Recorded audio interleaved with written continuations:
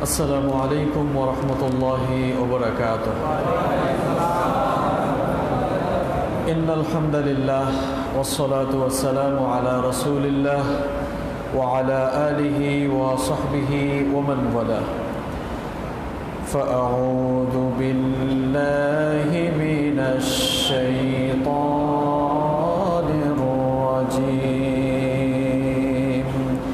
بسم الله الرحمن الرحيم. إن عدة الشهور عند الله 12 شهرا في كتاب الله يوم خلق السماوات والأرض منها 4 حرم ذلك الدين القيم فلا تظلموا فيهن أنفسكم وقاتلوا المشركين كافة كما يقاتلونكم كافة واعلموا أن الله مع المتقين. صدق الله العظيم.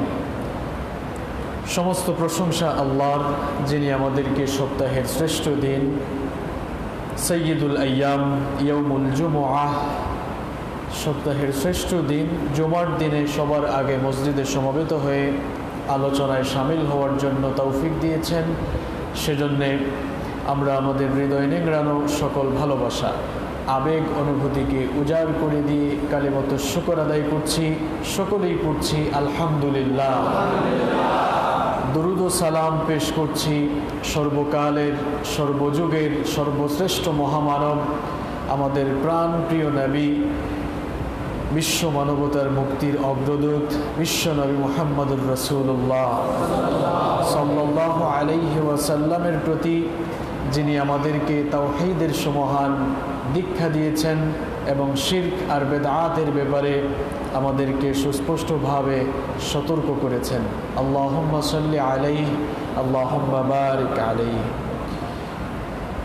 সম্মানিত মুসল্লিবৃন্দ, বিগত জুমায় আমরা মুহররম মাসের সম্মান, মর্যাদা এবং এই মাসের গুরুত্ব সম্পর্কে জেনেছিলাম।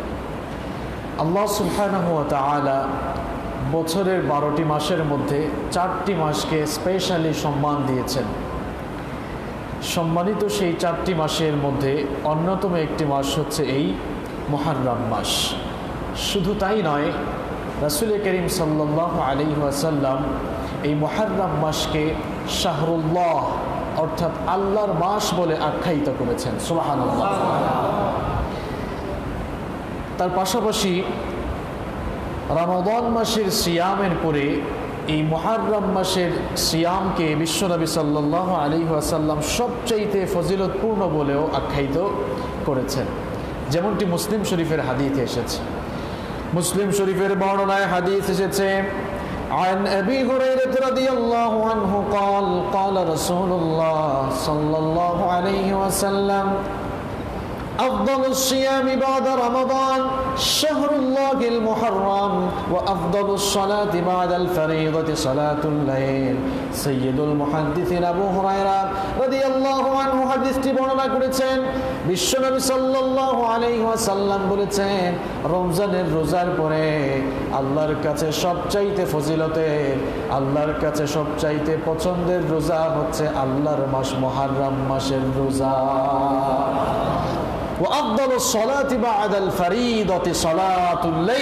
আর ফরজ সালাতের পরে আল্লাহর কাছে সবচাইতে পছন্দনীয়, সবচাইতে ফজিলতের সালাত হচ্ছে রাতের নামাজ। রাতের শেষাংশে যে নামাজ পড়া হয় সেই সালাতের নাম কি? তাহাজ্জুদের সালাত। ফরজ নামাজের পরে আল্লাহর কাছে তাহাজ্জুদের নামাজ অত্যন্ত পছন্দের নামাজ। আর রমজান মাসের রোজার পরে আল্লাহর কাছে সবচাইতে ফজিলতের, সবচাইতে পছন্দের রোজা হচ্ছে এই চলতি মাস মুহররম মাসের রোজা। সুবহানাল্লাহ। মুহররম মাসটি যেমন অত্যন্ত মর্যাদা সম্পন্ন একটি মাস, এই মাসের একটি দিন রয়েছে যেই দিনটিকে বলা হয় ইয়াউমে আশুরা তথা আশুরার দিন।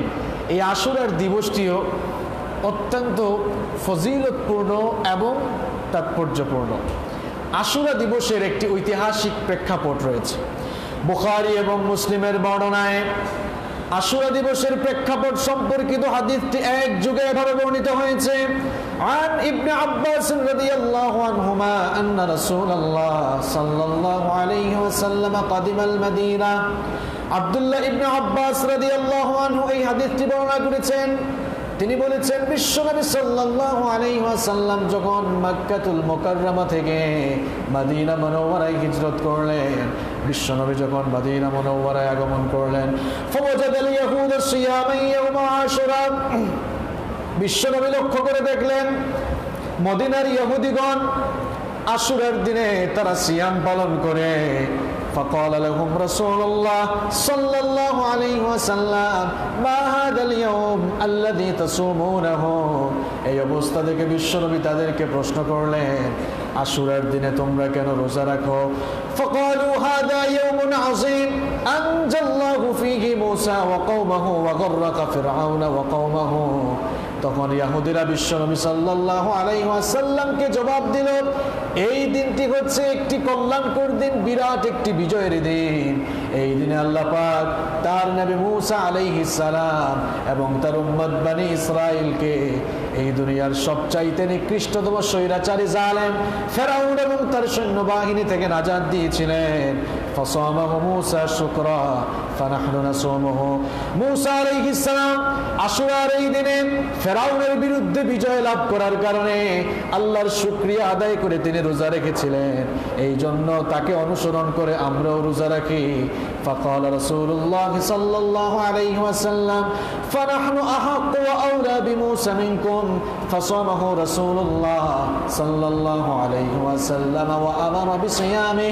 এই কথা শুনে তিনি ইহুদিদেরকে বললেন, ও ইহুদিরা ভালো করে শোনো, আল্লাহর নবী সাইয়েদনা মুসা আলাইহিস সালামকে অনুসরণের দিক থেকে তোমাদের চাইতে আমি বেশি হকদার। এই জন্য এখন থেকে আশুরার দিনে আমিও রোজা রাখবো। আর সাহাবীদেরকে তিনি অর্ডার দিলেন, আমার সাহাবীরা এখন থেকে আশুরার দিনে তোমরাও সিয়াম পালন করবা। মদিনায় হিজরতের পরেই আশুরার রোজা শুরু হয়ে গেল।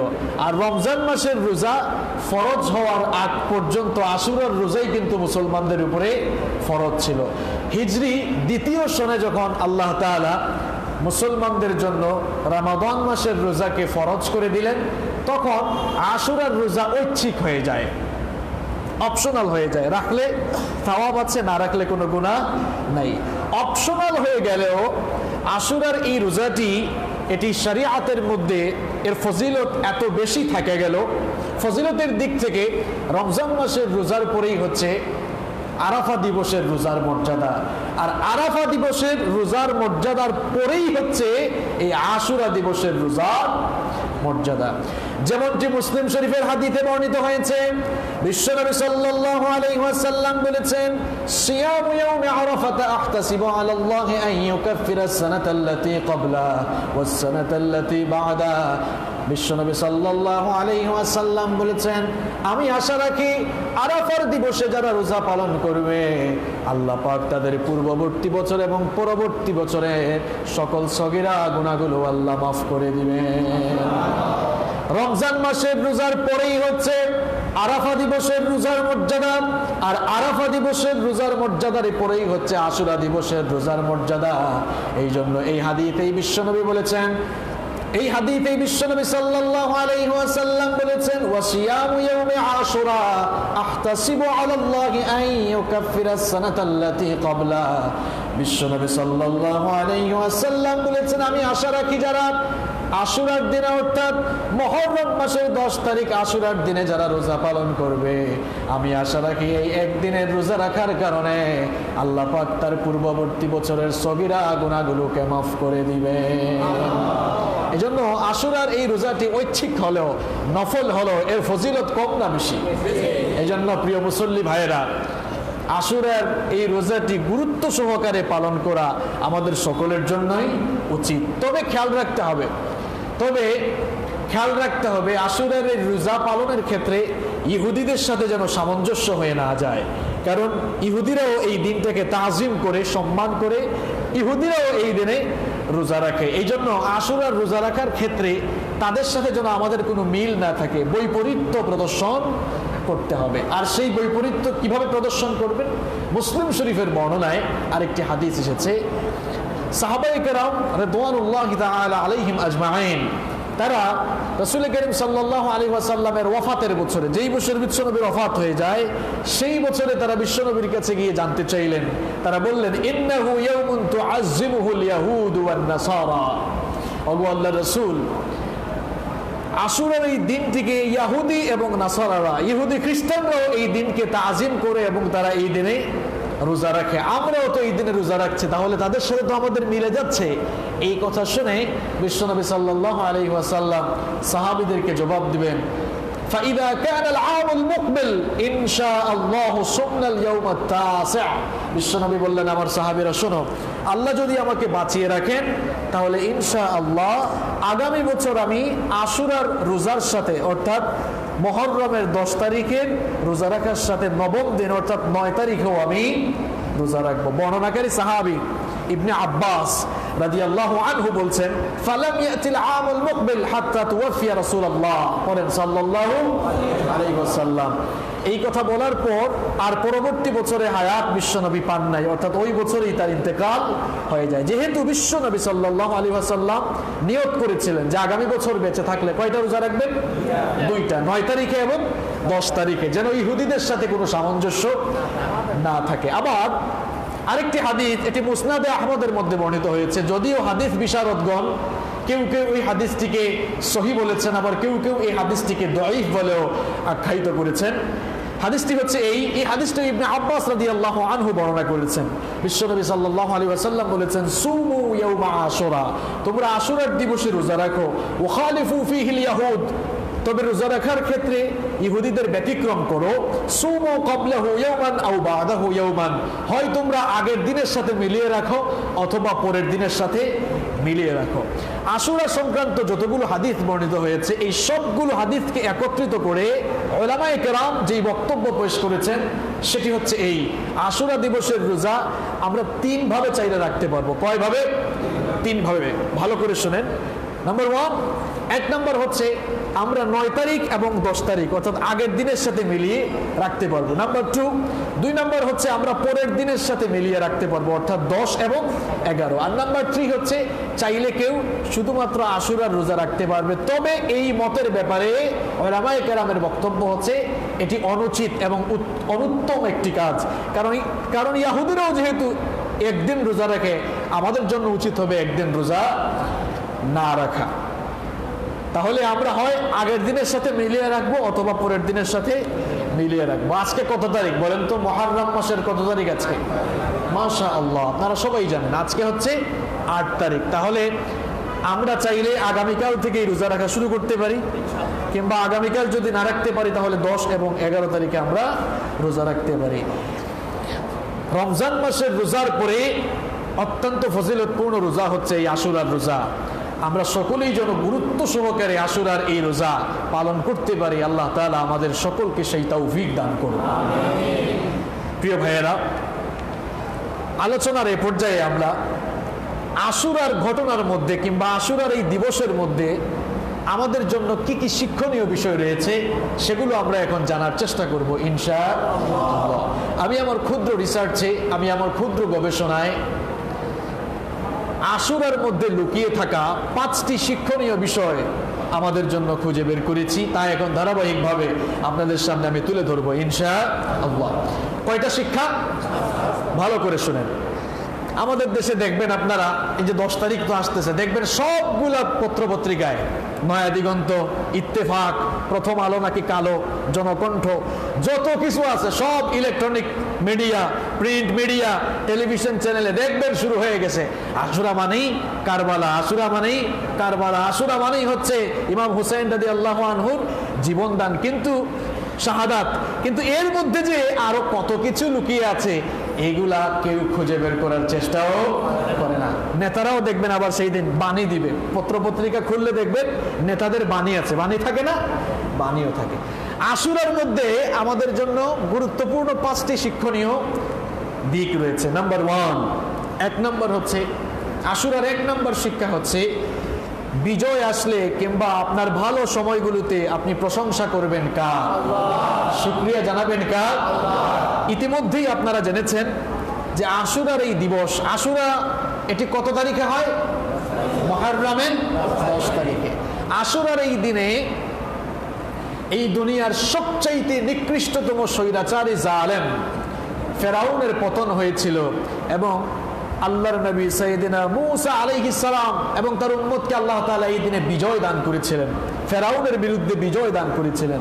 বিজয় দান করার কারণে মূসা আলাইহিস সালাম আর তার উম্মত বনি ইসরাইল তারা সবাই মিলে শুকরিয়া আদায় করেছিলেন কার? আল্লাহ। এখান থেকে আমাদের জন্য যে মেসেজ তা হচ্ছে এই, আমরা আমাদের বিজয়ের মুহূর্তগুলোতে, আমরা আমাদের বিজয়ের দিবসগুলোতে আমরা শুকরানা মাহফিল কিংবা শুকরিয়া আদায় করবো কার? আল্লাহ। দেখেন ইসলামিক শরিয়া আমাদেরকে শিক্ষা দিচ্ছে যে বিজয়ের দিনগুলোতে, আশুরার দিন আমাদেরকে মেসেজ দিচ্ছে, শিক্ষা দিচ্ছে বিজয়ের দিনে তোমরা আল্লাহর শুকরিয়া করো। কিন্তু কপালপুরা মুসলমান জাতি, শুধু আমাদের এই বাংলাদেশ না, বিশ্বের বিভিন্ন মুসলিম কান্ট্রিগুলোতে আপনারা দেখবেন বিজয়ের দিনে তারা গান বাজনা করে, আছে না নাই? বিজয়ের দিনে তারা গান বাজনা করে, বিভিন্ন ফাহেসা কাজ করে, অথচ উচিত ছিল বিজয় যিনি দিয়েছেন, বিজয় দান করার মালিককে, বিজয় যিনি দিয়েছেন তার শুকরিয়া আদায় করা উচিত ছিল। আশুরার প্রথম শিক্ষা হচ্ছে আপনার ভালো সময়গুলোতে, সুখের সময়গুলোতে, বিজয়ের সময়গুলোতে আপনি প্রশংসা করবেন কার? আশুরার 2 নম্বর শিক্ষা হলো এই দিবসে রোজা রাখা। এই দিবসে কি রাখা? রোজা রাখা। মূসা আলাইহিস সালামকে আল্লাহ তাআলা আশুরার দিনে ফেরাউনের বিরুদ্ধে বিজয় দিয়েছিলেন। এই পৃথিবীর সবচাইতে বড় স্বৈরাচারের নাম কি? কথা বলেন, নাকি হিটলার? না, পৃথিবীর সবচেয়ে বড় স্বৈরাচারের নাম হচ্ছে ফেরাউন। এটা আমার কথা নয়, আল্লাহ নিজেই কোরআনে বলছেন, আল্লাহ নিজেই বলছেন ফেরাউন হচ্ছে এই দুনিয়ার সবচাইতে বড় টেররিস্ট, সবচাইতে বড় সন্ত্রাসী, সবচেয়ে বড় জালেম হচ্ছে ফেরাউন। এই ফেরাউনকে যেই দিন ধ্বংস করা হয়েছিল সেই দিন হচ্ছে আশুরার দিন। আর এই জন্য মূসা আলাইহিস সালাম আল্লাহর শুকরিয়া আদায় করে রোজা রেখেছিলেন। এই জন্য আমাদের জন্য 2 নম্বর শিক্ষণীয় বিষয় হচ্ছে এই দিবসে কি করা? রোজা পালন করা। আশুরার 3 নম্বর শিক্ষা হলো ইমানি পরীক্ষা আসলে পরে আপনি যখন ইমানের পথে চলবেন, ইমানের পথে চলতে গিয়ে ইমানি পরীক্ষা আছে না নাই? ইমানের পথে চললে ইমানি পরীক্ষা আসবেই। আর ইমানি পরীক্ষাগুলোতে হতাশ হওয়া যাবে না। ইমানি পরীক্ষায় হতাশ না হওয়ার শিক্ষা আমরা আশুরা দিবস থেকে পাই। আপনারা ইতিমধ্যেই জেনেছেন যে আশুরার এই দিনে ফেরাউনের পতন হয়েছিল। আর ফেরাউন মূসা আলাইহিস সালাম আর তার উম্মতের উপরে জুলুম নির্যাতন কম করেছে নাকি বেশি করেছে? মূসা আলাইহিস সালাম আর তার উম্মত ইমানের পরীক্ষা কত বেশি দিয়েছেন। মূসা আলাইহিস সালামের উম্মতের অনেককেই শহীদ করে দেওয়া হয়েছে। পরীক্ষার পর পরীক্ষা, পরীক্ষা দিতে দিতে শেষ পর্যায়ে এমন হলো যে মিশর ত্যাগ করার অর্ডার আল্লাহ তাদেরকে দিলেন। যখন মূসা আলাইহিস সালাম তার উম্মতকে নিয়ে, গত সপ্তাহে তো ঘটনা আপনাদেরকে শুনিয়েছিলাম, মূসা আলাইহিস সালাম তার উম্মতকে নিয়ে যখন মিশর ছেড়ে চলে যাচ্ছেন, ওইদিকে পেছন দিকে আবার ফেরাউন তার সৈন্যবাহিনী নিয়ে আবার ধাওয়া শুরু করলো। ধাওয়া যখন শুরু করলো, মূসা আলাইহিস সালাম এমন জায়গায় গিয়ে হাজির হলেন তার উম্মতকে নিয়ে, সামনে হচ্ছে লোহিত সাগর, পেছনে ফেরাউনের বাহিনী। এবার সামনে এবং পেছনে বিপদ আছে না নাই? মূসা আলাইহিস সালামের উম্মত বললেন, মূসা কোথায় নিয়ে যাচ্ছে আমাদেরকে? এখন তার বাঁচার উপায় নাই, সামনে লোহিত সাগর, পেছনে ফেরাউনের বাহিনী, কে আমাদেরকে বাঁচাবে? মূসা আলাইহিস সালাম দৃঢ় চিত্তে বললেন, আল্লাহ তাআলাই আমাদেরকে বাঁচাবেন। আল্লাহ। তিনি বললেন, কাল্লা ইন্না রাব্বি মাইয়া সায়াহদিন। কখনো নয়, আমাদের রব আমাদেরকে পথ দেখাবেন, তিনিই আমাদেরকে এই বিপদ থেকে বাঁচার রাস্তা বের করে দিবেন। সুবহানাল্লাহ। রাস্তা কি আল্লাহ তাআলা বের করে দেন নাই? লোহিত সাগরেও রাস্তা তৈরি করে দিয়েছিলেন কে? আল্লাহ।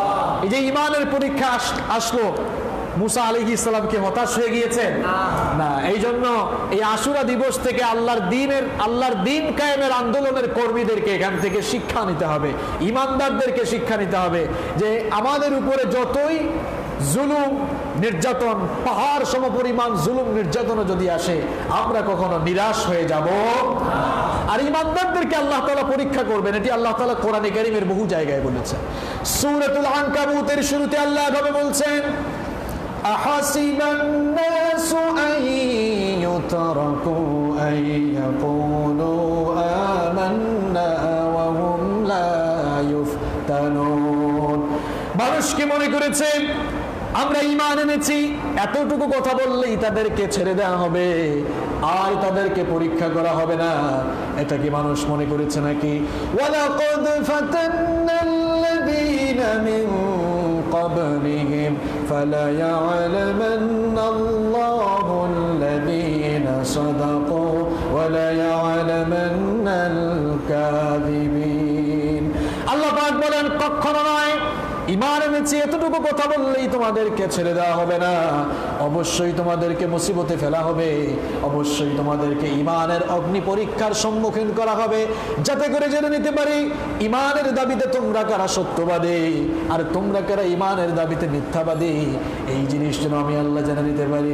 আবার কোরআনে কারীমের 2 নম্বর সূরা সূরাতুল বাকারা এর 214 নম্বর আয়াতে আল্লাহ পাক আরো সুন্দর করে বললেন, আম হাসিবতুম أن تدخلوا الجنة ولما يأتكم مثل الذين خلوا من قبلكم مستهم البأساء والضراء وزلزلوا حتى يقول الرسول والذين آمنوا معه متى نصر الله ألا إن نصر الله قريب। আল্লাহ পাক বলেন তোমরা কি মনে করেছো এমনি এমনি জান্নাতে প্রবেশ করবা? জান্নাত তো কারো মামু বাড়ি আর খালু বাড়ি না যে চাইলেই তোমরা প্রবেশ করতে পারবা। কি মনে করেছো এমনি এমনি তোমরা জান্নাতে প্রবেশ করবা আর তোমাদেরকে পরীক্ষা করা হবে না, তোমরা পরীক্ষার সম্মুখীন হবে না, মুসিবত আসবে না? এমনটাকে তোমরা মনে করেছো নাকি? অথচ তোমাদের পূর্ববর্তী সকল যুগের সকল ঈমানদারদেরকে আল্লাহ পাক পরীক্ষা করেছিলেন। পরীক্ষা দিতে দিতে তাদের অবস্থা এত চরম পর্যায়ে পৌঁছেছিল, ওই জামানার নবীরা শেষ পর্যন্ত নবীদের উম্মতরা সবাই সমস্বরে বলেছিল মাতা নাসরুল্লাহ। জুলুম নির্যাতনে তো চরম পর্যায়ে পৌঁছেছিল, শেষ পর্যন্ত স্বয়ং নবীরা তার উম্মতরা সমস্বরে বলেছিলেন মাতা নাসরুল্লাহ, আল্লাহ তোমার সাহায্য কখন আসবে? চিন্তা করেন মানুষের মুখ থেকে এমন কথা কখন বের হয়? যখন জুলুম নির্যাতনের মাত্রা একেবারে সর্বোচ্চ পর্যায়ে চলে যায়, তখন নবীরাও চুপ থাকেন না, বলা শুরু করে দেন মাতা রাসূলুল্লাহ, আল্লাহ তোমার বিজয় কখন আসবে? আল্লাহ তাদেরকে বলেছিলেন সান্ত্বনা দিয়ে, চিন্তা করো না, আলা ইন্না নাসরাল্লাহি করিব, অবশ্যই আল্লাহ তাআলার মদদ, আল্লাহর বিজয় তোমাদের জন্য সন্নিকটে। সুবহানাল্লাহ। পৃথিবীতে যারা ঈমানের পথে চলবে তাদের কাছ থেকেই পরীক্ষা নেওয়া হবে। এই জন্য বেঈমানরা কখনো পরীক্ষার সম্মুখীন হয় না, এদের জীবন যাপন খুব সুখ স্বাচ্ছন্দ্যের হয়। আর ঈমানদারদের জীবনটা কাটায় পরিপূর্ণ হয়। ঈমানদারদের জীবনে একটা পরীক্ষার পর আরেকটা পরীক্ষা আসে। এই পৃথিবীতে স্বয়ং আল্লাহর নবীরা সবচাইতে বেশি ঈমানের পরীক্ষা দিয়েছেন। এই পৃথিবীতে আল্লাহর নবীরা সবচাইতে বেশি পরীক্ষা দিয়েছেন। তিরমিজির বর্ণনায় হাদিস এসেছে, সাআদ বিন আবি ওয়াক্কাস রাদিয়াল্লাহু আনহু এই হাদিসটি বর্ণনা করেছেন। তিনি বলেন আমি আল্লাহর নবীর কাছে জানতে চাইলাম আইয়ুন নাসি আশাদ্দু বালাআন, ওগো আল্লাহর নবী, মানুষদের মধ্য থেকে সবচাইতে বেশি মুসিবতে পড়েছেন কারা, সবচাইতে বেশি ঈমানে পরীক্ষা দিয়েছেন কারা? তখন বিশ্বনবী বললেন আশাদ্দুন নাসি বালাআন বালাউল আম্বিয়া সুম্মাল আমসালু ফাল আমসাল। বিশ্বনবী বললেন মানুষদের মধ্য থেকে সবচাইতে বেশি ঈমানের পরীক্ষা দিয়েছেন আল্লাহর নবীরা, এরপরে আল্লাহর নবীদেরকে যারা অনুসরণের দিক থেকে যারা অগ্রবর্তী তারা সবচেয়ে বেশি পরীক্ষা দিয়েছে। ফায়ুবতালার রাজুলু আলা হাসাবি দীনি, যার মধ্যে দিনদারিতা যত বেশি তার ঈমানের পরীক্ষাও তত বেশি। যার দিনদারিতা যত বেশি, যার ঈমানের পাওয়ার, যার ঈমানের চেতনা যত বেশি, তার পরীক্ষা কম না বেশি? কথা বলেন, কম না বেশি? তার পরীক্ষা তত বেশি। যার দাওয়াত কবুল হয় তাকেই জেলে যেতে হয়, যার দাওয়াত কবুল হয় তাকেই ফাঁসির মঞ্চে যেতে হয়, যার দাওয়াত কবুল হয় না এদেরকে বিপদে মুসিবতেও পড়তে হয়, কারণ তার দাওয়াত হচ্ছে জিলাপি খাওয়ার দাওয়াত, তার দাওয়াত হচ্ছে রবিউল আউয়াল মাস আসলে পরে বিরিয়ানি খাওয়ার দাওয়াত। আপনি যদি নবীদের কর্মপন্থা অনুসরণ করে দাওয়াত দেন, বিশ্ব নবী এবং আল্লাহর নবী ইউসুফ আলাইহিস সালাম যেভাবে জেলে গিয়েছেন আপনাকেও কিন্তু জেলে চলে যেতে হবে। আপনি যদি নবীদের পদ্ধতি অনুসরণ করে দাওয়াত দেন, এমনও হতে পারে যেভাবে অসংখ্য নবীদেরকে দুনিয়া থেকে অন্যায়ভাবে শহীদ করে দেওয়া হয়েছে, অন্যায়ভাবে হত্যা করা হয়েছে, নবীরা যেভাবে শাহাদাতের অমীয় সুধা পান করেছেন, আপনি যদি সত্যিকার অর্থেই নবীদের তরিকায় দাওয়াত দেন তাহলে হয়তো আপনার জন্য শাহাদাত অনিবার্য হয়ে যেতে। এই যে মুসিবত আসলো মুসা আলাইহিস সালামের উপরে, তিনি কি হতাশ হয়ে গিয়েছিলেন, ফ্রাস্ট্রেট হয়ে গিয়েছিলেন? তাহলে আশুরা দিবসে শুধু হাই হাসা হাই হুসেন হাই হুসেন করে চিল্লাইলে হবে না। এখান থেকে আশুরা দিবস থেকে শিক্ষা নিতে হবে যে আমাদের উপরে যতই জুলুম নির্যাতন আসুক না কেন, ইমানদাররা কখনো হতাশ হয়ে যেতে পারে। আশুরা দিবসের 4 নাম্বার শিক্ষা হলো জালেমের জুলুম যতই দীর্ঘস্থায়ী হোক না কেন, জালেমের জুলুম যতই দীর্ঘস্থায়ী হোক না কেন, এই জুলুমের অবসান একদিন না একদিন শেষ হবেই হবে। ফেরাউন মুসা আলাইহিস সালাম এবং তার উম্মতের উপরে বহু বছর ধরে জুলুম নির্যাতনের স্ট্রিম রুলার চালিয়েছিল। বলেন তো, ফেরাউনের জুলুমের সেই রশি কি চিরদিন থেকেছিল? ফেরাউনের সেই জুলুম কি একেবারে চিরস্থায়ী হয়ে গিয়েছিল? না, এই আশুরার দিনেই আল্লাহ তাআলা ফেরাউনের জুলুমের সকল অবসান ঘটিয়েছেন। আর ফেরাউন তার দলবল সহ লোহিত সাগরে আল্লাহ তাআলা এদেরকে সলিল সমাধিস্থ করে দিয়েছিলেন। সুতরাং আশুরা দিবস থেকে আমাদের জন্য একটি আশার দিক হচ্ছে পৃথিবীর কোন জালেমের জুলুম দীর্ঘস্থায়ী বা চিরস্থায়ী হবে না ইনশাআল্লাহ। ফেরাউনের মতো জালেমকে আল্লাহ যদি দুনিয়া থেকে শেষ করতে পারেন, ফেরাউনের জুলুম এটা কি অল্প কয়েকদিনের ছিল নাকি খুব দীর্ঘস্থায়ী ছিল? তাহলে দীর্ঘস্থায়ী জুলুম যেই ফেরাউন চালিয়েছিল, সেই স্বৈর শাসক, সেই জালেম ফেরাউনকে ধ্বংস করেছেন কে? তো যেই আল্লাহ তাআলা ফেরাউনের মতো এত বড় জালেমকে ধ্বংস করেছেন, সেই আল্লাহ এখন আর নাই। থাকলেও পাওয়ার মনে হয় আর আগের মতো নাই। কি মনে হয়? আছে। হতাশ হয়ে গেলে চলবে না। আল্লাহ তাআলা তার নির্ধারিত সময়কেই আল্লাহ তাআলা তার নির্ধারিত সময় আসলে পরেই জালেমদেরকে পাকড়াও করেন। আর আল্লাহর নির্ধারিত সময় আসার পর আল্লাহ তাআলা যখন জালেমদেরকে পাকড়াও করেন, তখন ওই জালেমদেরকে দুনিয়ার কোনো কিছুই আর বাঁচাতে পারে। ফেরাউনের এত ক্ষমতা ছিল, এত ক্ষমতা ছিল, লোহিত সাগরে যখন পড়লো, লোহিত সাগরে যখন সে পানি খেয়ে খেয়ে মারা যাচ্ছে, এই অবস্থা যখন, তখন কি তাকে কেউ সেখান থেকে উদ্ধার করতে পেরেছে? বাঁচাতে পেরেছে? হাত তুলে বলেছিল আল্লাহ ভালো হয়ে গেছে, আমারে বাঁচাও, আমি তো ঈমান আনছি। আনা মিনাল মুসলিমিন, বনি ইসরাইলের লোকেরা যাদের উপরে ঈমান এনেছে, আমানতু আন্নাহু লা ইলাহা ইল্লাল্লাযী আমানাত বিহি বানু ইসরাইল, বনি ইসরাইল যার উপরে ঈমান আনছে আমিও কিন্তু তার উপরে ঈমান আনছি। ও আনা মিনাল মুসলিমিন, আমি মুসলমান হয়ে গেছি, আমাকে বাঁচাও। আল্লাহ বললেন তোকে আর বাঁচাবো না, আজকে তোকে দুনিয়া থেকে চিরদিনের মতো খতম করে দিব। তাহলে এই আশুরার দিবসে ফেরাউনের সকল জুলুমের, ফেরাউনের সব জুলুমের অবসান ঘটেছে। সুতরাং প্রিয় ভাইয়েরা, এই আশুরা দিবস আমাদেরকে যে মেসেজ দিচ্ছে সেটা হচ্ছে এই, দুনিয়ার কোন জালেম জুলুম করে সে চিরস্থায়ী হতে পারবে? তার এই জুলুমের অবসান একদিন না একদিন ঘটবে। ফেরাউনকে যেভাবে পৃথিবীর কেউ মনে রাখে নাই, মনে রাখলেও ঘৃণার সাথে স্মরণ করে, এভাবে ফেরাউনের উত্তরসূরি সকল জালেমদেরকে যুগ যুগ ধরে কিয়ামত পর্যন্ত জালেমদেরকে কিন্তু মানুষ ঘৃণা ভরেই স্মরণ করবে। আশুরা দিবসের 5 নম্বর শিক্ষা হচ্ছে ইহুদিদের অনুসরণ না করা। ইতিমধ্যে আপনারা জেনেছেন যে বিশ্বনবী সাল্লাল্লাহু আলাইহি ওয়াসাল্লাম সাহাবীদেরকে বললেন যে আশুরার রোজা পালনের ক্ষেত্রে তোমরা ইহুদিদের বিপরীত করো, অর্থাৎ তারা একদিন রোজা রাখে আর তোমরা কি করো, 2 দিন রাখো, হয় আগের দিনের সাথে মিলিয়ে রাখো অথবা পরের দিনের সাথে মিলিয়ে রাখো। এখন আপনাদের কাছে আমার প্রশ্ন হচ্ছে, শুধু কি আশুরার রোজার বেলায় আমরা ইহুদিদের বিপরীত কাজ করব, নাকি আমাদের দৈনন্দিন জীবনের সকল কাজকর্ম ইহুদিদের বিপরীত হবে? অবশ্যই আমাদের আকীদা বিশ্বাসের সাথে সম্পৃক্ত সবগুলো কাজ ইহুদিদের বিপরীত হওয়া লাগবে। এটাই হচ্ছে আশুরার মূল দাবি। এখন আমরা তো মুসলমান, আমরা আশুরার দিবস পালন করি, আবার আমরা ইহুদিদের দেখানো, ইহুদিদের প্রতিষ্ঠিত 31st নাইট রাইটও তো আমরা 31st নাইট ওই রাতটাও তো আমরা উদযাপন করে থাকি। তাহলে ইহুদিদের সাথে আমাদের বৈপরীত্য আর থাকলো কোথায়? আমরা মুসলমান, ইহুদিদের কাপড় চোপড়, আমাদের নারীরা ইহুদিদের কাপড় চোপড় পরে, এরকম নারী মনে হয় আমাদের দেশে নাই, আছে? আমরা মুসলমানদের দেশে এখন সুন্দরী প্রতিযোগিতা হয় না, মিস ওয়ার্ল্ড প্রতিযোগিতা হয় না? এগুলো কি মুসলমানদের কাজ নাকি ইহুদিদের কাজ? তাহলে আশুরা দিবস আমাদেরকে শিক্ষা দিচ্ছে ইহুদিদের অনুসরণ করা যাবে। আর বিশ্বনবী তো বলেছেন, মান তাশাব্বাহা বিকওমিন ফাহুয়া মিনহুম, তোমাদের মধ্যে কেউ যদি কোনো জাতির অনুসরণ করে সে আসলে তাদেরই দলভুক্ত হয়ে যায়। সম্মানিত ভাইয়েরা, তাহলে আমরা আশুরার রোজার ফজিলত এবং আশুরার রোজা কিভাবে রাখবো সেটা জানলাম।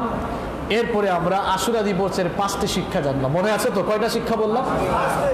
একটু রিভাইজ দেই। 1 নম্বর বললাম যে আশুরার দিবসের প্রথম শিক্ষা হচ্ছে, আশুরা আমাদেরকে এই শিক্ষা দেয় যে বিজয়ের সময়গুলোতে শুকরিয়া জানাতে হবে কার?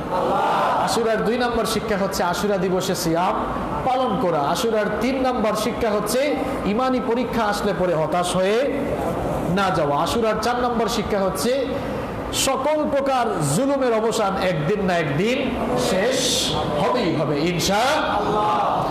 আর আশুরার 5 নম্বর শিক্ষা হলো ইহুদিদেরকে অনুসরণ। সম্মানিত ভাইয়েরা, আশুরার এই দিবসটি এই পৃথিবীর সবচাইতে নিকৃষ্টতম স্বৈরশাসক, পৃথিবীর সবচাইতে নিকৃষ্ট জালেম ফেরাউন, এই দিবসে তার পতন হয়েছিল এবং আল্লাহ তাআলা তার নবী মুসা আলাইহিস সালাম এবং তার উম্মতকে ফেরাউনের বিরুদ্ধে এই দিনে নাজাত দিয়েছিলেন বলে ঐতিহাসিকভাবে আশুরার এই দিনটি অত্যন্ত তাৎপর্যপূর্ণ। আশুরার এই দিনটি ঐতিহাসিকভাবে যেমন তাৎপর্যপূর্ণ, ঠিক তেমনিভাবে আশুরার এই দিনটি আবার আমরা যারা মুসলমান আমাদের জন্য এটি অত্যন্ত ট্র্যাজেডির একটি দিন, এটি অত্যন্ত বেদনাদায়ক একটি দিন। কারণ রাসূল করিম সাল্লাল্লাহু আলাইহি ওয়াসাল্লামের ওফাতের 50 বছর পর 61 হিজরির 10ই মুহররম ইরাকের কারবালা নামক স্থানে তার এই উম্মতের নিকৃষ্ট এবং নিষ্ঠুর কিছু লোকদের হাতে রাসূল করিম সাল্লাল্লাহু আলাইহি ওয়াসাল্লামের প্রিয়তম দৌহিত্র হুসাইন বিন আলী রাদিয়াল্লাহু আনহু অত্যন্ত নির্মমভাবে শাহাদাত বরণ করেন। এই জন্য আশুরার দিনটি একদিকে যেমন বিজয়ের দিন, আবার ঠিক তেমনিভাবে আশুরার এই দিনটি হচ্ছে অত্যন্ত বেদনাদায়ক একটি দিন। গত জুমায়ও আপনাদেরকে বলেছিলাম এই বিষয়টি যে বিজয়ের কোনো দিনে যদি কোনো দুর্ঘটনা ঘটে যায় তাই বলে বিজয় দিবসের কিংবা বিজয়ের দিনের মহত্ব কমে যায় না। একটা এক্সাম্পল দিয়েছিলাম, আমাদের বাংলাদেশে বিজয় দিবস কবে? যারা বললেন না তারা কি জানেন না? বর্তমান জেনারেশনের অবস্থা তো হলো এই, টেলিভিশন চ্যানেলের কল্যাণে আমরা দেখেছি বিজয় দিবস বলে 21শে ফেব্রুয়ারি আর ভাষা দিবস বলে 16ই ডিসেম্বর। উল্টা পাল্টা বলে, এরকম আছে না? উল্টা পাল্টা বলে। এখন তো জিপিএ 5ও ঠিক মতো বলতে পারে না, বলে আই এম জিপিএ 5। সব জায়গায় উল্টা পাল্টা আছে না নাই? তো উল্টা পাল্টা করলে চলবে না। আমাদের দেশের বিজয় দিবস কবে? 16ই ডিসেম্বর। আচ্ছা, প্রত্যেক বছর 16ই ডিসেম্বর আসলে রাষ্ট্রীয়ভাবে আমরা বিজয় দিবস পালন করে থাকি। এখন বলেন তো, আল্লাহ তাআলা না করুন, আমরা দোয়া করি আমাদের এই দেশকে আল্লাহ সব সময় ভালো রাখুন, শান্তিতে রাখুন, বলেন আমিন। আল্লাহ না করুন 2020 সালের 16ই ডিসেম্বর, এটা উদাহরণ দেওয়ার জন্য আপনাদেরকে বলছি, আল্লাহ না করুন 2020 সালের 16ই ডিসেম্বর বিজয় দিবসের দিনে কোনো একটি ট্র্যাজেডি ঘটনা, একটি দুর্ঘটনা ঘটে গেল, তাই বলে কি 2021 সালের 16ই ডিসেম্বর আসলে পরে আগামী বছর থেকে কি আর বিজয় দিবস পালন করা হবে না? অবশ্যই পালন করা হবে। দেখা যাবে ওই দিন বিজয় দিবস পালন করা হবে, পাশাপাশি ওই দিনে যে দুর্ঘটনা ঘটেছিল তার জন্য শোক পালন করা। এখানেও এই ব্যাপারটি সেম। আশুরার দিবসটি মূলত হচ্ছে বিজয়ের দিন, কিন্তু ঘটনাক্রমে আবার এই দিনে অত্যন্ত বেদনাদায়ক একটি ঘটনা ঘটে গিয়েছে। এই জন্য এই দিনটি আমরা যারা মুসলমান, আমাদের জন্য এটি অত্যন্ত শোকের একটি দিন। সম্মানিত ভাইয়েরা, কারবালার এই ঘটনা মুসলিম উম্মার মধ্যে অনেক বিভ্রান্তি এবং বিভক্তি সৃষ্টি করেছে। কেন সৃষ্টি করেছে? কারণ কারবালার ঘটনা আমরা নির্ভরযোগ্য জায়গা থেকে জানতে পারি নাই। আমরা মীর মোশাররফ হোসেনের বিষাদ সিন্ধু থেকে কারবালার ঘটনা জেনেছি। এই জন্যই কারবালার অনেক কাহিনী আমরা মিথ্যা, বানোয়াট এবং জাল জেনেছি, যার কারণে এই কারবালার কাহিনী নিয়ে আমাদের মুসলিম সমাজে অনেক বিভক্তি দেখা যায়। মুসলিম সমাজে কারবালার এই ঘটনা নিয়ে অনেক বিভ্রান্তি দেখা যায়। কারবালার এই ঘটনাকে কেন্দ্র করে অনেক মিথ্যা, বানোয়াট এবং ভিত্তিহীন বর্ণনাও ছড়িয়ে দেওয়া হয়েছে, যার কারণেই আমরা আমাদের মুসলিম সমাজে বিভ্রান্তি এবং অনৈক্য লক্ষ্য করছি। প্রিয় ভাইয়েরা, আজকের এই আলোচনায় আমরা নির্ভরযোগ্য তথ্যসূত্রের আলোকে কারবালার প্রকৃত ঘটনা জানার চেষ্টা করব ইনশাআল্লাহ। কারবালার ঘটনা আলোচনার পূর্বে আলোচনার পূর্বে আমরা এর প্রেক্ষাপট, ইতিহাসটা খুব ভালো করে জেনে নিব আগে ইনশাআল্লাহ। প্রিয় ভাইয়েরা, একটু মনোযোগ দিয়ে শুনেন।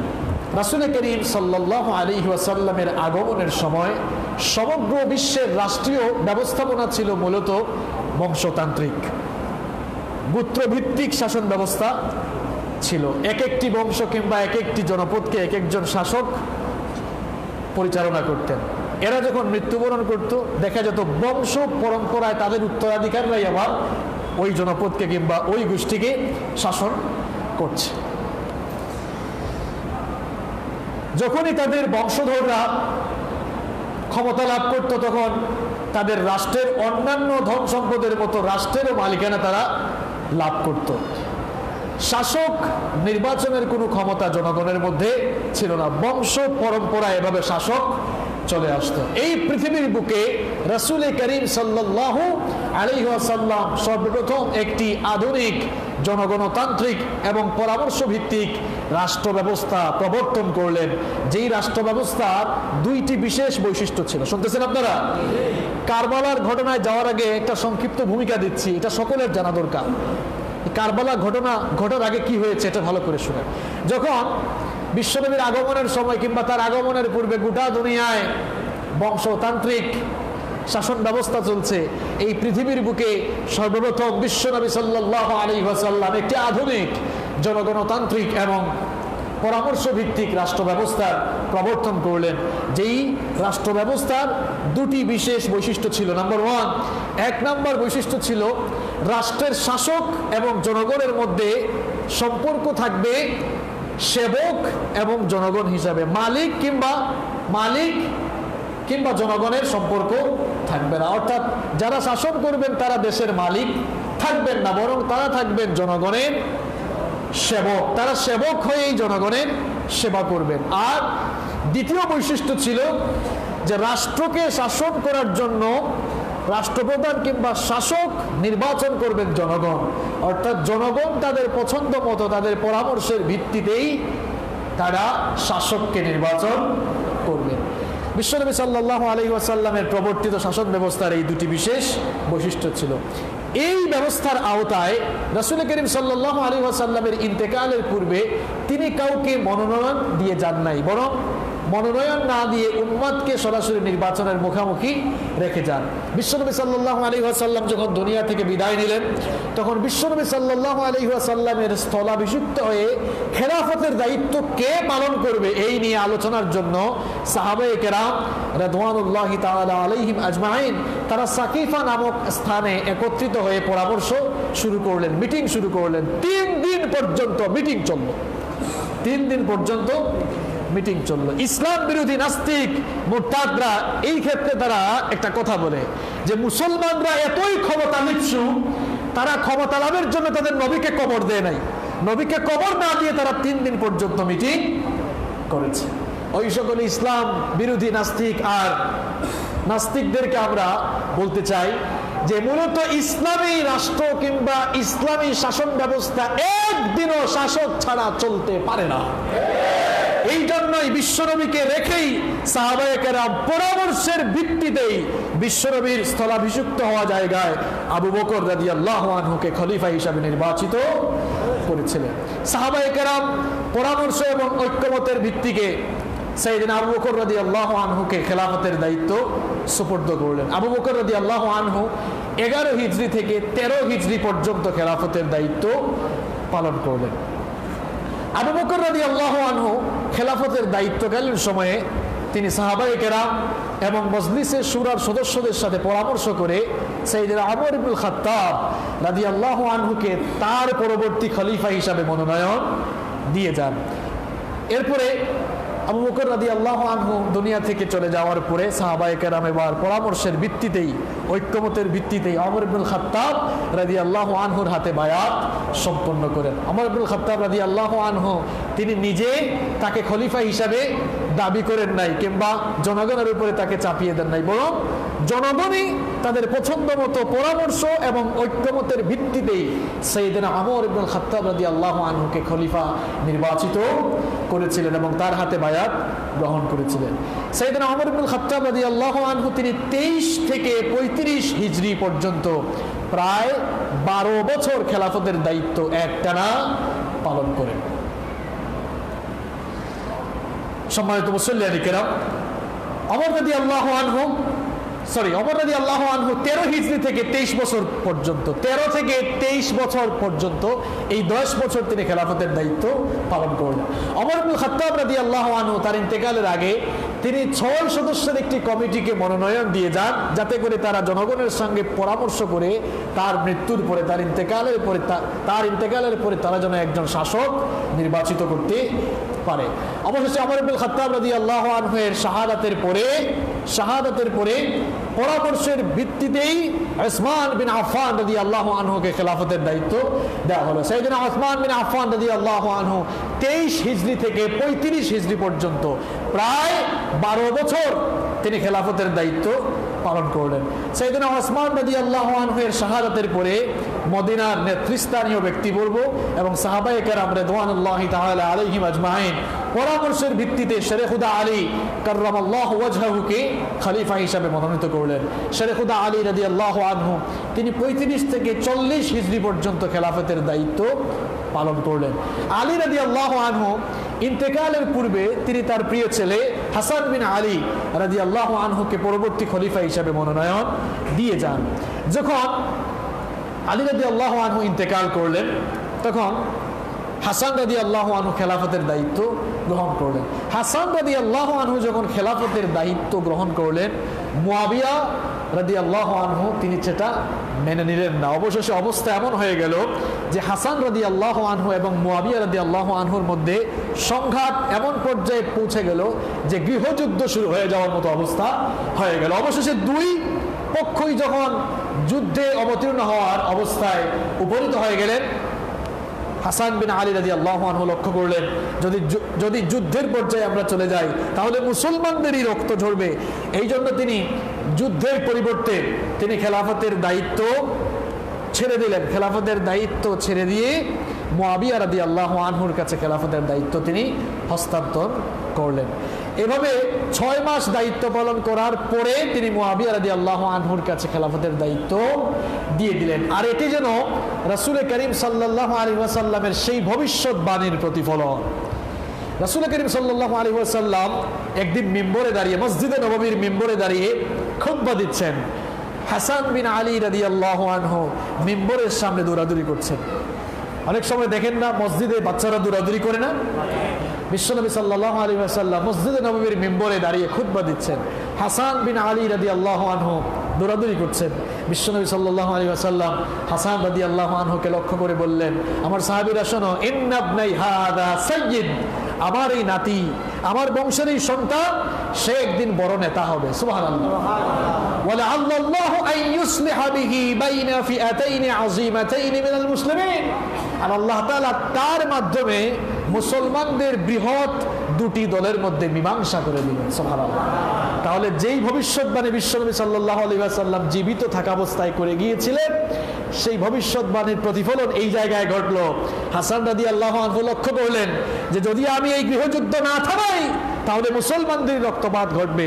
এই জন্য খেলাফতের দায়িত্ব তিনি ছেড়ে দিলেন, আর খেলাফতের দায়িত্ব সন্ধি করে চুক্তি করে তিনি মুআবিয়া রাদিয়াল্লাহু আনহুর কাছে হস্তান্তর করলেন। লক্ষ্য করে নেবার, মুআবিয়া রাদিয়াল্লাহু আনহু 20 বছর খেলাফতের দায়িত্ব পালন করলেন। 20 বছর রাষ্ট্র পরিচালনা করার পর 60 হিজরি সালে তিনি ইন্তেকাল করেন। তিনি তার ইন্তেকালের পূর্বে রাজনৈতিক এবং সামাজিক নেতৃবৃন্দের সাথে পরামর্শ করে তিনি তার পুত্র ইয়াজিদকে পরবর্তী শাসক হিসেবে মনোনয়ন দিয়ে যান। তার মৃত্যুর পরে ইয়াজিদ যখন খেলাফত দাবি করেন, তৎকালীন মুসলিম রাষ্ট্রের অধিকাংশ এলাকার মানুষই ইয়াজিদের খেলাফত মেনে নেন। কিন্তু মদিনার অনেক মানুষ, ইরাকের অনেক মানুষ, বিশেষ করে ইরাকের কুফাবাসী ইয়াজিদের খেলাফত তারা মেনে নেয় নাই। মদিনার অনেক মানুষ খেলাফত মেনে নেয় নাই। আল্লাহ রসুলের অনেক সাহাবীরাও ইয়াজিদের খেলাফত মেনে নেন নাই। তাদের মধ্যে একজন ছিলেন আল্লাহ রসুল সাল্লাল্লাহু আলাইহি ওয়াসাল্লামের প্রিয়তম দৌহিত্র হুসাইন বিন আলী রাদিয়াল্লাহু আনহু। এই খবর কুফাবাসীরা পেল, কুফার লোকেরা জানতে পারলো যে রাসূল সাল্লাল্লাহু আলাইহি ওয়াসাল্লামের প্রিয়তম দৌহিত্র হুসাইন বিন আলী রাদিয়াল্লাহু আনহু তিনি ইয়াজিদের হাতে বায়াত করেন নাই। এই কথা শোনার পর তারা হুসাইন বিন আলী রাদিয়াল্লাহু আনহুর কাছে একটার পর একটা চিঠি লিখতে থাকলো। চিঠিতে তারা লিখলো যে আমরা আপনার হাতে বায়াত গ্রহণ করতে আগ্রহী, আপনি কুফায় চলে আসেন। কুফায় আসার জন্য তারা তাকে আমন্ত্রণ জানালো। একটা আর দুইটা চিঠি নয়, তারা এক এক করে হুসাইন বিন আলী রাদিয়াল্লাহু আনহুর কাছে তারা 5 শতাধিক চিঠি পাঠিয়েছিল। একের পর এক চিঠি যখন হুসাইন রাদিয়াল্লাহু আনহু পাচ্ছেন, তিনি প্রকৃত অবস্থা পর্যবেক্ষণের জন্য, যাচাই বাছাইয়ের জন্য তিনি তার চাচাতো ভাই মুসলিম বিন আকিলকে কুফায় পাঠালেন। মুসলিম কুফায় পৌঁছালেন। কুফায় গিয়ে তিনি লক্ষ্য করে দেখলেন যে সত্যি সত্যি এখানকার লোকেরা হুসাইন রাদিয়াল্লাহু আনহুর কাছে বায়াত গ্রহণ করতে চাচ্ছে। এই জন্য তিনিও চিঠি লিখলেন হুসাইন রাদিয়াল্লাহু আনহুর কাছে যে আপনি আর কাল বিলম্ব না করে আপনি অতি সত্বর কুফায় চলে আসুন। অন্যদিকে মুসলিম বসে থাকলেন না, তিনি হুসাইন রাদিয়াল্লাহু আনহুর সপক্ষে বায়াত গ্রহণও শুরু করে দিলেন। হানি বিন উরওয়ার ঘরে বায়াত সম্পন্ন হওয়া আবার শুরু হলো। এই খবর আবার চলে গেল সিরিয়ায় থাকা ইয়াজিদের কাছে। ইয়াজিদ যখন এই খবর শুনলেন, ইয়াজিদ এই খবর শোনা মাত্রই তিনি কুফার গভর্নর নুমান বিন বশিরকে পদচ্যুত করে বসরার গভর্নর উবাইদুল্লাহ বিন জিয়াদকে কুফার দায়িত্ব দিলেন এবং তাকে বললেন তুমি অতি সত্বর কুফায় চলে যাও। যারা আমার বিরুদ্ধে বিদ্রোহ করবে, কুফার যেই মানুষরা আমার বিরুদ্ধে বিদ্রোহ করবে তাদেরকে থামাও। আর হুসাইন যদি কুফায় আসতে চায় সে যেন কুফায় না আসে, তাকে বাধা দিবা। অর্থাৎ কুফায় যেন সে না আসতে পারে, সেখান থেকে তাকে বের করে দিবা। একটা বিষয় লক্ষ্য করে ইয়াজিদ কিন্তু উবাইদুল্লাহকে, হুসাইন রাদিয়াল্লাহু আনহুকে হত্যা করার আদেশ দেয় নাই, বরং বলেছে যে হুসাইন যেন কুফায় আসতে না পারে, তোমরা তাকে বাধা দিবা। এবার উবাইদুল্লাহ কুফায় গিয়ে পৌঁছালেন। উবাইদুল্লাহ বিন জিয়াদ কুফায় পৌঁছেই অবস্থা তিনি যাচাই বাছাই করতে লাগলেন। গুপ্তচর বৃত্তির মাধ্যমে তিনি জানতে পারলেন যে হ্যাঁ, ঘটনা তো সত্যি, হুসাইনের পক্ষে মুসলিম বায়াত শুরু করে দিয়েছেন। ওইদিকে আবার মুসলিম বিন আকিল তিনিও বসে নেই, তিনি 4000 সমর্থক নিয়ে উবাইদুল্লাহ বিন জিয়াদ যেই প্রাসাদে ছিলেন সেই প্রাসাদ তিনি ঘেরাও করে ফেললেন। সেই প্রাসাদ ঘেরাও করার পরে উবাইদুল্লাহ বিন জিয়াদ এই অবস্থা লক্ষ্য করে তিনি এবার প্রাসাদের সামনে দাঁড়িয়ে বক্তব্য দিলেন। তিনি তার বক্তব্যে কুফার মানুষকে ইয়াজিদের সৈন্যবাহিনীর ভয় দেখালেন এবং তারা যে বায়াত গ্রহণ করেছেন, বায়াত থেকে ফিরে আসার জন্য তিনি তাদেরকে বিভিন্ন ধরনের লোভ লালসাও দেখাতে লাগলেন। দেখা গেল উবাইদুল্লাহ বিন জিয়াদ যখন এদের সামনে বক্তব্য দিলেন, বক্তব্য দেওয়ার পর আস্তে আস্তে করে এই ভীতু মানুষগুলো মুসলিমকে রেখে তারা পালাতে লাগলো। দেখা গেল মাগরিবের আগে 4000 সমর্থকদের মধ্য থেকে মুসলিম বিন আকিলের সাথে মাত্র 3 জন লোক অবশিষ্ট রইল। দেখেন এই কুফার লোকেরা আসলেই কুফা। এই জন্য আরবিতে একটা প্রবাদ আছে, আল কুফি লা ইউফি। আরবিতে একটা প্রবাদ আছে, আল কুফি লা ইউফি, অর্থাৎ কুফার মানুষ আসলেই কুফা, এরা কথা দিয়ে কখনো কথা রাখে না। 4000 মানুষ দ্বিপ্রহরের সময়, দুপুর বেলায় 4000 ছিল, সন্ধ্যার আগে কয়জন? সূর্যাস্তের পরে দেখা গেল যে এই 3 জন ছিল, এই 3 জন নাই, সব চলে গিয়েছে। এবার Ubaidullah bin Ziyad Muslim bin আকিলকে গ্রেফতার করার অর্ডার দিলেন। এবার উবাইদুল্লাহ বিন জিয়াদকে Ubaidullah bin Ziyad Muslim bin আকিলকে গ্রেফতার করলেন। গ্রেফতার করার পরে মুসলিম বিন আকিলকে এবার মৃত্যুদণ্ড দেওয়া হলো। মৃত্যুদণ্ডের আগে উবাইদুল্লাহ বিন জিয়াদের কাছে মুসলিম বিন আকিল একটি আবেদন করলেন যে আমার মৃত্যুর আগে আমাকে একটা সুযোগ দাও, আমি হুসাইন রাদিয়াল্লাহু আনহুর কাছে একটা চিঠি লিখতে চাই। তিনি চিঠিতে লিখলেন যে হুসাইন, পরিবার পরিজন নিয়ে ফেরত যাও, কারণ এর আগে তো তিনি একটি চিঠি দিয়েছিলেন যে তাড়াতাড়ি কুফায় চলে আসেন, কিন্তু এবার তিনি চিঠি লিখছেন যে তাড়াতাড়ি পরিবার পরিজন নিয়ে মদিনার দিকে ফিরে যাও, কারণ কুফার মানুষরা আসলে কুফা, আল কুফি লা ইউফি, এরা কথা দিয়ে কথা রাখে না। এদের ধোঁকায় পড়ো না, কেননা এরা আমাদের সাথে মিথ্যা বলেছে, তারা সত্য বলেনি, তাদের দেয়া এই তথ্য সত্য নয়। অতঃপর জুলহাজ মাসের 9 তারিখে মুসলিম বিন আকিলকে মৃত্যুদণ্ড দেওয়া হয়। এর আগে মুসলিম বিন আকিল যে চিঠিটি পাঠিয়েছিলেন কুফায় আসার পরেই, ওই চিঠি পেয়েই জুলহাজ মাসের 8 তারিখে ইমাম হুসাইন বিন আলী রাদিয়াল্লাহু আনহু সপরিবারে তিনি কুফার উদ্দেশ্যে যাত্রা শুরু করেছেন। তিনি যখন কুফার উদ্দেশ্যে মদিনা ত্যাগ করেছিলেন, তখন অনেক প্রবীণ সাহাবীরা তাকে নিষেধ দিয়েছিলেন। ভালো করে শুনেন, তিনি যখন মদিনা ছেড়ে চলে যাচ্ছিলেন, মদিনা ছেড়ে তিনি যখন কুফার উদ্দেশ্যে রওনা করেছিলেন, অনেক সাহাবীরা তাকে নিষেধ দিয়েছিলেন। তাদের মধ্যে উল্লেখযোগ্য হচ্ছেন আব্দুল্লাহ ইবনে আব্বাস রাদিয়াল্লাহু আনহু, আব্দুল্লাহ ইবনে ওমর রাদিয়াল্লাহু আনহু, আব্দুল্লাহ ইবনে জুবাইর রাদিয়াল্লাহু আনহু, আব্দুল্লাহ ইবনে আমর রাদিয়াল্লাহু আনহু এবং তার ভাই মোহাম্মদ ইবনুল হানাফিয়া প্রমুখ সাহাবীরা এদের মধ্যে উল্লেখযোগ্য ছিলেন।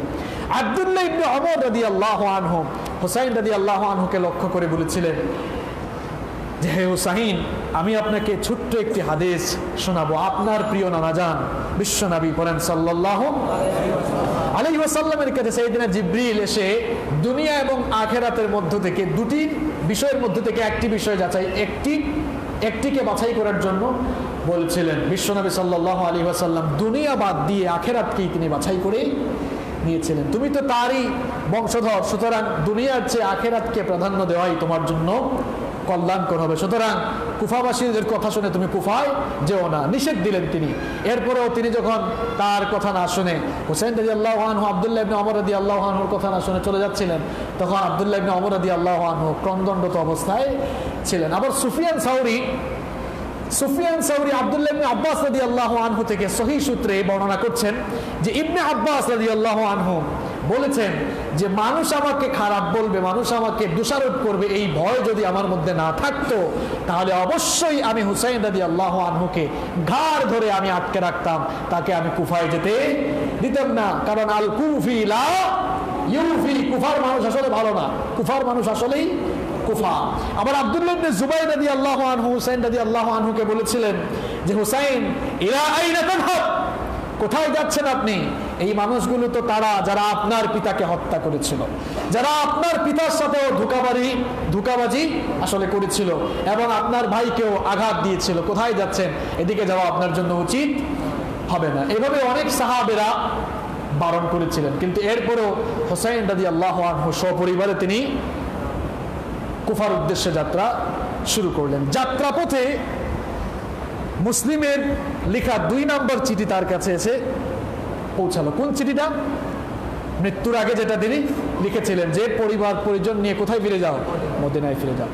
এই চিঠি তিনি যখন পেলেন, তখন তিনি কুফার রাস্তা চেঞ্জ করে তিনি এবার সিরিয়ার উদ্দেশ্যে যাত্রা শুরু করলেন। উদ্দেশ্য হচ্ছে সিরিয়ায় গিয়ে তিনি ইয়াজিদের সাথে দেখা করবেন।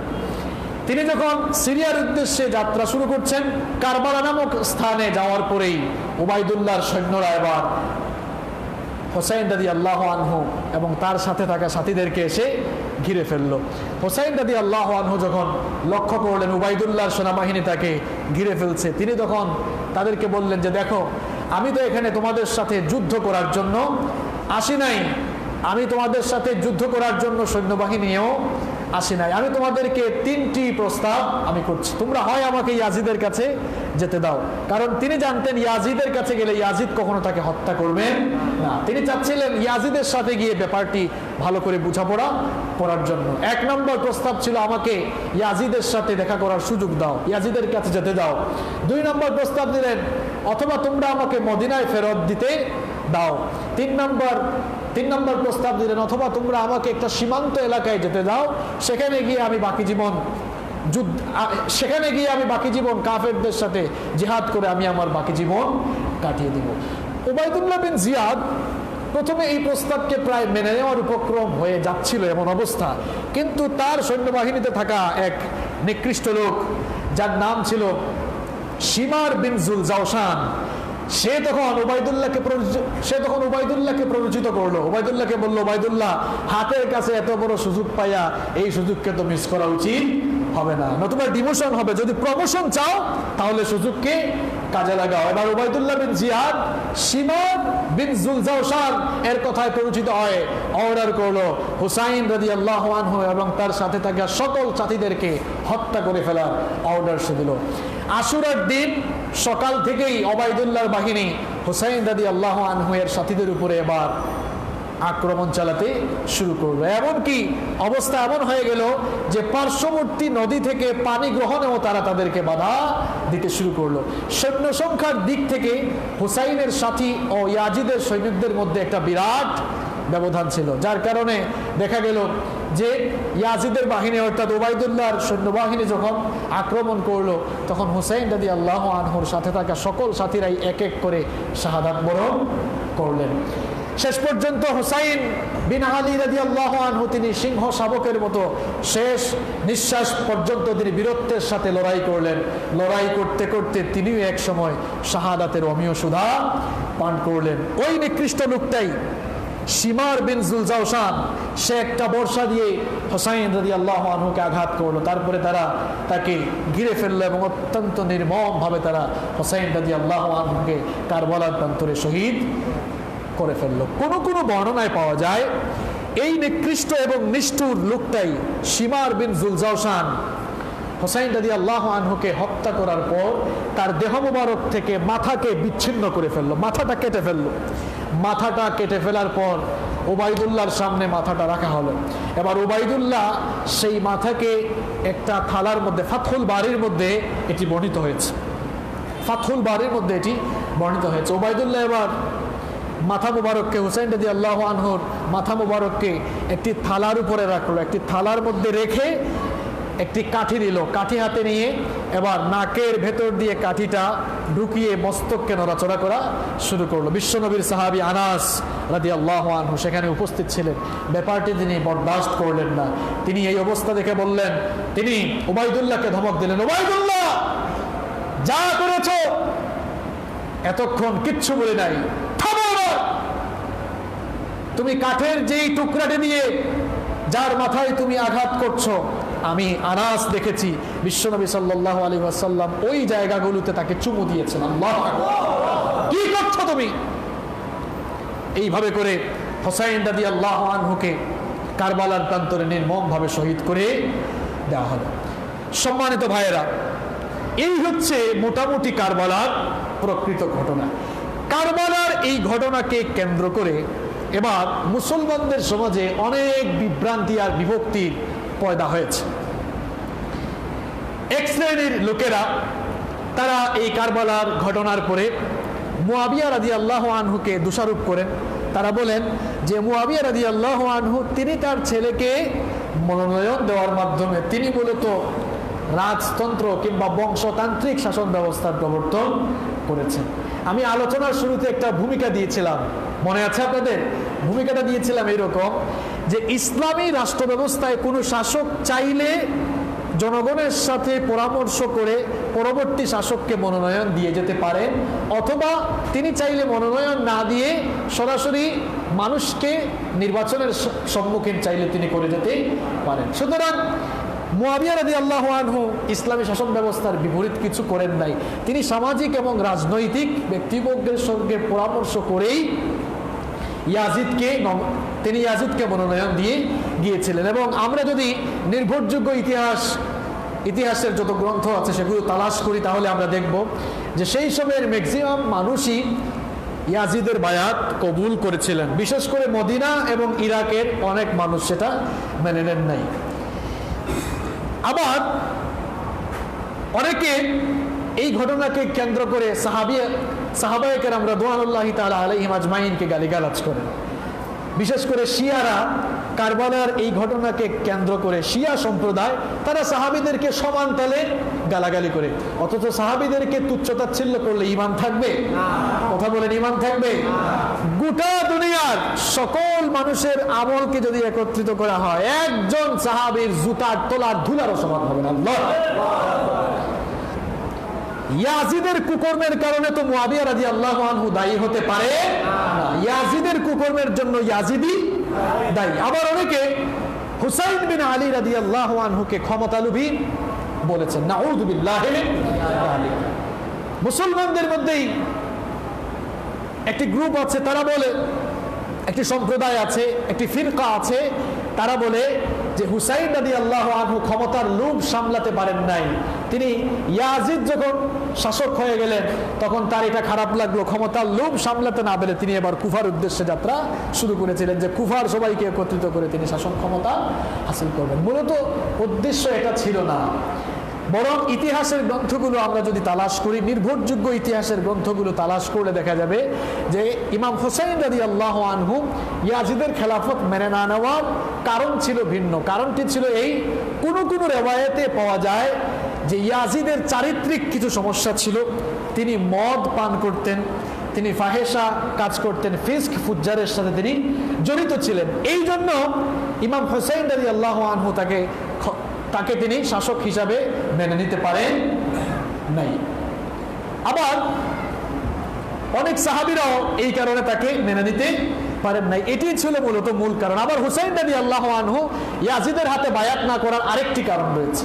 কারণটি হচ্ছে এই, হুসাইন রাদিয়াল্লাহু আনহু ছিলেন ইয়াজিদের চেয়ে 21 বছরের বড়। কত বছরের বড়? 21 বছরের বড়। সেই সময় আবার অনেক প্রবীণ সাহাবীরাও জীবিত ছিলেন। হুসাইন রাদিয়াল্লাহু আনহু চিন্তা করলেন, এত প্রবীণ সাহাবীরা বেঁচে থাকতে ইয়াজিদের হাতে বায়াত গ্রহণ করাটা মোটেই সমীচীন হবে না, বরং এটা এক ধরনের বেয়াদবি। তিনি তার ব্যক্তিগত কারণে ইয়াজিদের হাতে বায়াত গ্রহণ করেন নাই। প্রিয় ভাইয়েরা, এই জন্য কারবালার এই ঘটনাকে কেন্দ্র করে বেশি বাড়াবাড়ি করা যাবে না। আবার ছাড়াছাড়ি করতে করতে ইয়াজিদের পক্ষেও সাফাই গাওয়া যাবে না। কেউ কেউ আবার ইতিহাসের বিভিন্ন সূত্র এনে বলেন যে ইয়াজিদ তো হত্যা করতে চায় নাই, বরং ইয়াজিদের সামনে যখন হুসাইন রাদিয়াল্লাহু আনহুর মস্তক গেল তখন ইয়াজিদ মেকি কান্না করেছিল, আফসোস করেছিল যে আমি তো তাকে হত্যা করতে আদেশ দেই না। যদি তাই হতো তাহলে হুসাইন রাদিয়াল্লাহু আনহুর হত্যাকাণ্ডের সাথে যারা জড়িত তাদের বিরুদ্ধে ইয়াজিদ ব্যবস্থা কেন নেয় নাই, সেই একটা প্রশ্ন কিন্তু এখানে থেকেই যায়, ঠিক কিনা? সে কিন্তু কারো বিরুদ্ধে ব্যবস্থা নেয় নাই। প্রিয় ভাইয়েরা, এই কারবালার ঘটনা থেকে আমাদের জন্য দুটি শিক্ষা খুঁজে নিতে হবে। কারবালার ঘটনায় আমাদের জন্য দুটি শিক্ষা রয়েছে। কয়টা শিক্ষা? এই দুটি শিক্ষা বলি আমরা আজকের আলোচনা শেষ করব ইনশাআল্লাহ। আমাদের দেশে দেখবেন আপনারা, এক শ্রেণীর মানুষরা মুহররম মাস শুরু হইতে না হইতেই হাই হুসেন বলে তারা শোক শুরু করে, মাতম শুরু করে, এবং মুহররম এবং আশুরা দিবস আসতে পরে তারা তাজিয়া বা শোক মিছিল, শোক র্যালি তারা বের করে। হাই হুসেন বলে মাতম করার নাম আসলে হুসাইন প্রেম কিংবা হুসাইনি। বিশ্বনবী সাল্লাল্লাহু আলাইহি ওয়াসাল্লামের পরিবার আহলে বাইত কিংবা হুসাইন রাদিয়াল্লাহু আনহুকে ভালোবাসা, এটা ঈমানের একটা অংশ। কারণ হুসাইন রাদিয়াল্লাহু আনহু তিনি বিশ্বনবীর পরিবারের টুকরা ছিলেন। হাসান আর হুসাইন বিশ্বনবীর দুই নাতি হাসানকে বিশ্বনবী এত মহব্বত করতেন। বিশ্বনবী বলতেন ওমা রায়হানাতাইন মিনাদ দুনিয়া, এই দুইজন হচ্ছে দুনিয়ায় আমার পারফিউম, আমার সুগন্ধি। সুবহানাল্লাহ। আমার মুসনাদে আহমদ একটি হাদিস আছে, আবু হুরায়রা রাদিয়াল্লাহু আনহু এই হাদিসটি বর্ণনা করেছেন। তিনি বলছেন খারাজা আলাইনা রাসূলুল্লাহ সাল্লাল্লাহু আলাইহি ওয়াসাল্লাম ওয়া মাআহু হাসান ওয়া হুসাইন। আবু হুরায়রা রাদিয়াল্লাহু আনহু বলছেন আল্লাহ রাসূল সাল্লাল্লাহু আলাইহি ওয়াসাল্লাম একবার আমাদের দিকে আসতেছিলেন, একবার তিনি ঘর থেকে বের হলেন, তখন তার সাথে ছিলেন হাসান এবং হুসাইন। হাদা আলা আতিকিহ ওয়া হাদা আলা আতিকিহ, তার এক কাঁধে ছিলেন হাসান এবং আরেক কাঁধে ছিলেন হুসাইন। দুই নাতিকে দুই কাঁধে নিয়ে তিনি ঘর থেকে বের হলেন।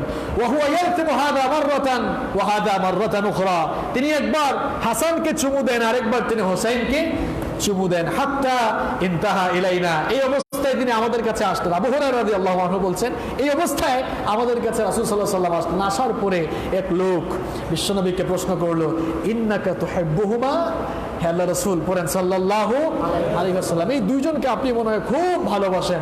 বিশ্বনবী তখন বললেন মান আহাব্বাহুমা ফাকাদ আহাব্বানি ওয়া মান আবগাদাহুমা ফাকাদ আবগাদানি, এই দুইজনকে যারা ভালোবাসবে তারা যেন আমি নবীকেই ভালোবাসলো, আর এই দুইজনকে যারা কষ্ট দিল, ঘৃণা করলো, তারা যেন আমি নবীকেই কষ্ট দিল, আমি নবীকেই তারা ঘৃণা করলো। আল্লাহ। সুতরাং আহলে বাইত বা হুসাইন এদেরকে ভালোবাসা ঈমানের দাবি, আমরা এদেরকে ভালোবাসবো। কিন্তু 10 মুহররম আসলে তাদের শাহাদাতের ওই দিবসে শুধু হাই হুসেন বলে তাজিয়া কিংবা শোক মাতম করার নামে হুসাইন প্রেম নয়, বরং হুসাইন প্রেম হচ্ছে হুসাইন রাদিয়াল্লাহু আনহু সত্যের পক্ষে দাঁড়িয়ে তিনি যেভাবে ইয়াজিদি শাসনের সামনে মাথা নত না করে, ইয়াজিদি শাসনের সামনে মাথা নত না করে তিনি যেভাবে মৃত্যু পর্যন্ত আমরণ সংগ্রাম করে তিনি যেভাবে শাহাদাতের পেয়ালা পান করেছেন, সেখান থেকে শিক্ষা নিতে হবে আমাদেরকে, শিক্ষা নিতে হবে। ইমাম হুসাইন রাদিয়াল্লাহু আনহু তিনি যেভাবে সত্যের পক্ষে দাঁড়িয়ে ইয়াজিদি শাসনের বিরুদ্ধে সংগ্রাম করে তার জীবনকে তিনি বিলিয়ে দিয়েছিলেন। বর্তমান দুনিয়াও কারবালা, এই কারবালাময় দুনিয়ার সকল জালেমদের বিরুদ্ধে আমরণ সংগ্রাম করার প্রতিজ্ঞা এই কারবালা থেকে নিতে হবে। গোটা দুনিয়া এখন কারবালা, কাশ্মীর কারবালা হয়ে আছে। কই আপনি তো কোনোদিন সুখ করলেন না, সুখ রেলি বের করলেন না, শুধু আপনার গায়ের মধ্যে আঘাত করলেন আর হাই হুসেন করলেন। এটা তো হুসাইন প্রেম না। যদি সত্যিকারার্থেই আপনি হুসাইন প্রেম, আপনার ভেতরে হুসাইন প্রেম থাকে, বা আপনি যদি হুসাইন প্রেমিক বলে আপনাকে দাবি করেন, বা আপনি আপনাকে সুন্নিয়তের দাবিদার মনে করেন, তাহলে হুসাইন যে আদর্শে তার জীবন দিয়ে গিয়েছেন, কোন আদর্শ?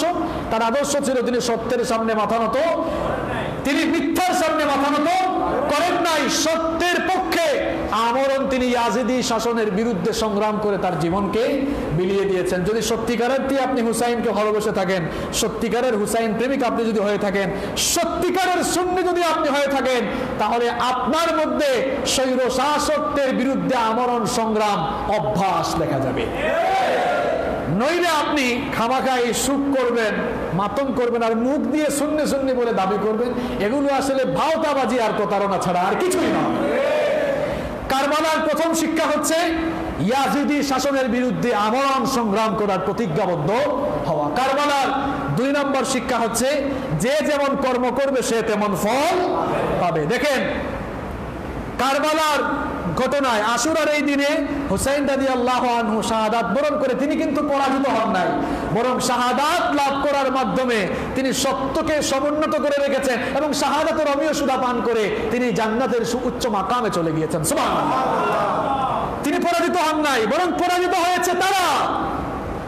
হয়েছে তারা যারা হুসাইন রাদিয়াল্লাহু আনহুকে হত্যা করেছিল।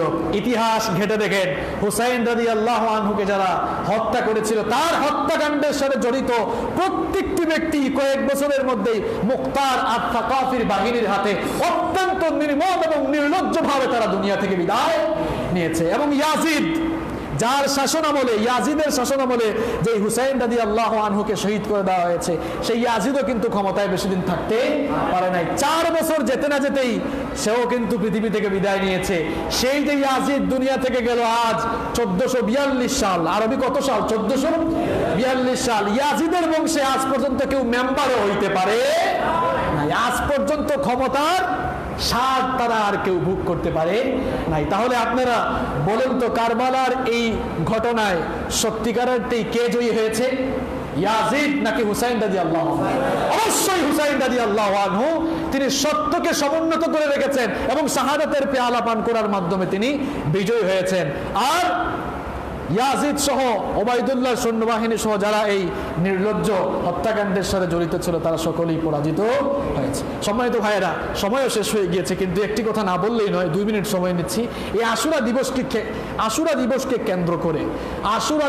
কেন্দ্র করে আমাদের দেশে প্রচলিত অনেক কুসংস্কার এবং বেদাত আছে।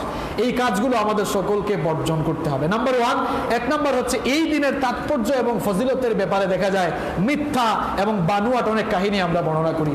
অনেকেই বলেন এই দিনে দুনিয়া সৃষ্টি হয়েছে, এই দিনে আবার ইউনুস আলাইহিস সালামকে মাছের পেট থেকে মুক্তি দেওয়া হয়েছে, ইত্যাদি ইত্যাদি বিভিন্ন কাহিনী বলেন। আসলে হাদিস বিশারদগণ এই প্রত্যেকটি বর্ণনাকে অত্যন্ত ভিত্তিহীন, বানোয়াট এবং জাল বলে সম্বোধন করেছে। আশুরা দিবসে 2 নম্বর বর্জনীয় কাজ হচ্ছে এই দিনে কোনো প্রকার তাজিয়া, শোক গাথা পাঠ, শোক পালন মিছিল কিংবা র্যালি বের করা যাবে না, অথবা শরীরকে রক্তাক্ত করা যাবে না। 3 নম্বর হচ্ছে আশুরার দিবসকে কেন্দ্র করে বিশেষ কোনো সালাত আদায় করা যাবে না। 4 নম্বর হচ্ছে আশুরার দিবসকে কেন্দ্র করে বিশেষ কোনো প্রকার খাবারের আয়োজন করা যাবে না, অর্থাৎ স্বভাবজাত খাবারের পরিবর্তে বিশেষ স্পেশাল খাবার, হালুয়া রুটি আপনাদের এলাকায় আছে নাকি নাই, এগুলো করা যাবে না। আশুরার দিবসকে ফজিলতপূর্ণ দিবস মনে করে চোখে সুরমা লাগানো যাবে না। আশুরার দিবসকে কেন্দ্র করে নতুন কাপড় পরিধান, শুধুমাত্র ওই দিনেই নতুন কাপড় পরিধান করা যাবে না, তবে কেউ যদি প্রত্যেক দিনই ভালো ভালো কাপড় পরে সে ওই দিনে পড়ুক, কোনো অসুবিধা নাই। 7 নম্বর হচ্ছে আশুরার দিন রোজা পালন না করে খানাপিনায় ব্যস্ত থাকা যাবে না, বরং আশুরার দিবসে রোজা রাখতে হবে। আশুরার রোজার ফজিলত আমরা আলোচনার প্রথম দিকে জেনেছি। 8 নম্বর হচ্ছে এই মুহররম মাসকে অনেকে আবার সুখের মাস মনে করে এই মাসে বিয়ে শাদীও করে না, এরকম কিছু মানুষও কিন্তু আছে। এমনটা করা যাবে না।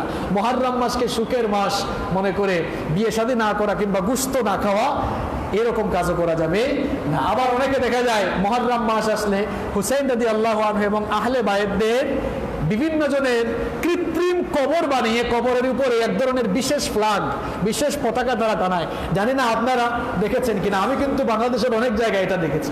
আমার এলাকায়, সিলেটে আমার এলাকায়ও আমি এটা দেখেছি। কৃত্রিম কিছু কবর বানিয়ে তার উপরে তারা সবুজ কালারের এক ধরনের বিশেষ ফ্ল্যাগ দেখবেন, বিশেষ এক ধরনের পতাকা তারা টানায় এবং মানুষদের কাছ থেকে তারা টাকা পয়সাও ঘুরে ঘুরে কালেকশন করতে থাকে। এইরকম কাজ শরীয়তের পরিপন্থী, এরকম কাজ করা যাবে না। আবার শোক পালনের জন্য কালো কিংবা সবুজ রঙের কাপড় পরিধান করা যাবে না, এমন কাজও করা যাবে না।